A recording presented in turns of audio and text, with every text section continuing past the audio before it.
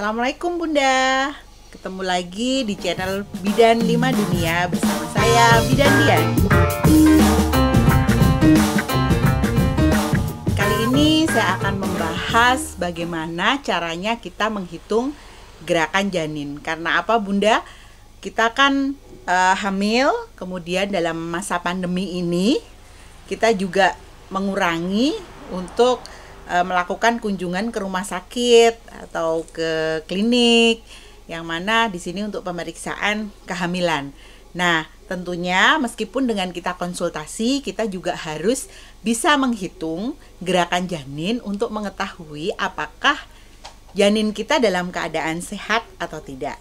Sebelum saya menjelaskan itu, jangan lupa subscribe dulu ya Bunda ya. Ya, di sini untuk merasakan gerakan janin, ya tiap ibu hamil itu berbeda-beda Bunda. Karena memang tidak sama ya kerentanan, ketebalan kulit pada ibu hamil, seorang ibu itu beda-beda.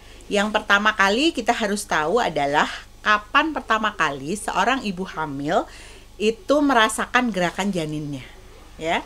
Jadi biasanya merasakan gerakan janin itu kira-kira 16 sampai 24 minggu. Jadi kalau 16 sampai 24 minggu itu perkiraan adalah sekitar 4 sampai 6 bulanan ya Bunda ya, untuk merasakan pertama kali gerakan janin. Nah, tapi tidak semua bunda-bunda itu sama ya, merasakan gerakan janinnya itu sama. Ada yang 16 minggu baru udah merasakan, oh ini saya sudah merasakan gerakan janin. Ada yang usia kehamilan 24 minggu yang baru merasakan. Kenapa sih hal itu terjadi? Jadi rahim kita itu kan ada rahim yang tipis, ada juga rahim yang tebal gitu istilahnya ya, lemaknya tebal. Dan di sisi lain juga di sini pada usia kehamilan tersebut 16 sampai 24 minggu ya, terutama trimester 1. Trimester 1 itu jarang sekali yang sudah bisa merasakan Bunda ya. Nah, ini trimester 2 di sini sekitar 16 sampai 24 minggu. Ini tuh janinnya juga masih kecil. Selain itu, air ketubannya banyak ya. Jadi, gerakan janin itu tidak dibayangkan, itu tidak bayi menendang-nendang seperti itu, belum. Biasanya bayinya itu hanya seperti kedutan itu ya Bunda ya. Dan tiap orang memang berbeda untuk merasakan. Yang penting biasanya banyak yang lebih dari 24 minggu merasakan gerakan janinnya. Intinya ibu tidak perlu khawatir, yang penting di sini ibu tidak terjadi perdarahan dan dalam kondisi sehat di masa-masa trimester 2. Karena masa yang valid untuk pemeriksaan gerakan janin itu adalah pada saat trimester 3 Bunda. Karena pada saat trimester 3 rahimnya itu memang besar, tapi janinnya kan sudah besar dan air ketuban juga sudah mulai berkurang, sehingga di sini gerakan janinnya juga lebih menyentuh ke kulit Bunda, dan itu juga masih berbeda-beda tergantung janinnya ya. Karena apa? Salah satunya adalah tergantung letak plasenta.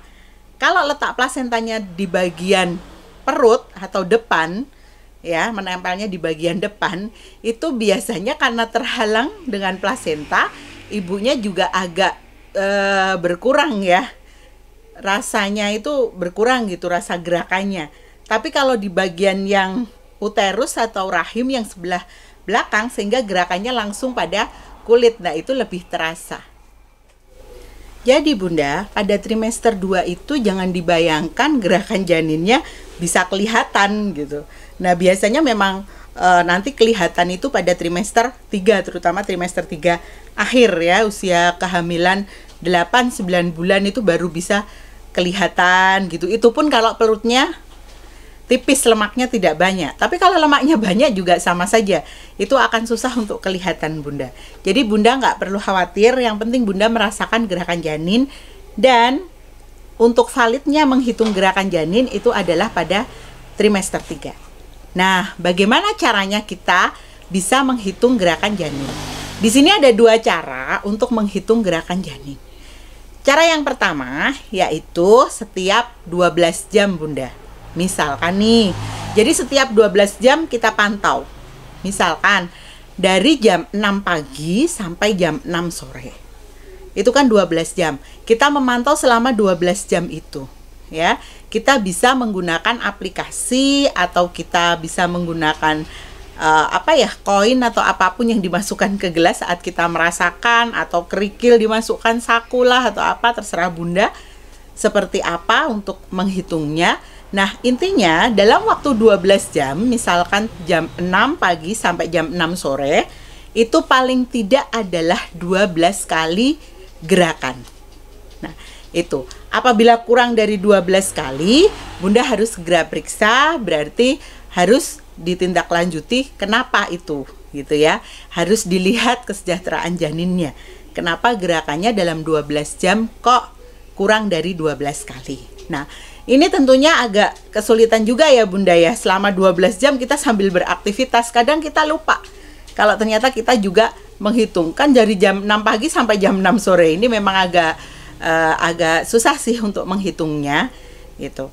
Terus kemudian ada cara yang kedua Bunda.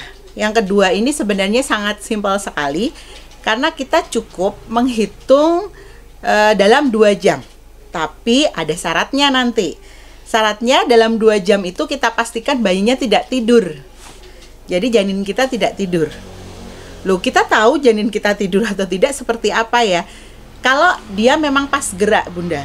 Tapi kalau dia gerak, kemudian lama sekali nggak gerak, nah mungkin dia tidur dan pada saat gerak tadi ngolet istilahnya gitu. Bunda biasanya bisa merasakan jam-jam berapa bayi Bunda itu mulai aktif beraktivitas. Nah, pada jam-jam tersebut Bunda amati ya, dalam 2 jam adakah 10 kali gerakan. Harusnya kurang dari 2 jam itu sudah lebih dari 10 kali kalau bayinya sehat. Nah, di sini kalau sampai dalam 2 jam tersebut pada saat aktif bayinya, Bunda bisa merasakan bisa pagi hari, siang hari, sore atau malam. Apabila dalam 2 jam tersebut kok kurang dari 10, Bunda harus segera datang ke tenaga kesehatan untuk dapat memeriksakan kehamilannya, apakah kondisi janinnya dalam keadaan baik-baik saja. Baik Bunda, jadi pada intinya dalam menghitung gerakan janin ini paling valid dilakukan pada trimester 3, dan tadi ada 2 cara ya untuk mengukurnya atau menghitungnya, yaitu di 12 jam, setiap 12 jam, dan juga setiap 2 jam. Setiap 2 jam paling tidak memang atau minimal ada 10 kali gerakan. Itu normalnya. Dan ingat ya Bunda ya, validnya di trimester 3. Jadi jangan sampai trimester 2 Bunda sudah kebingungan tentang ini. Loh, kok rasanya kayak gini?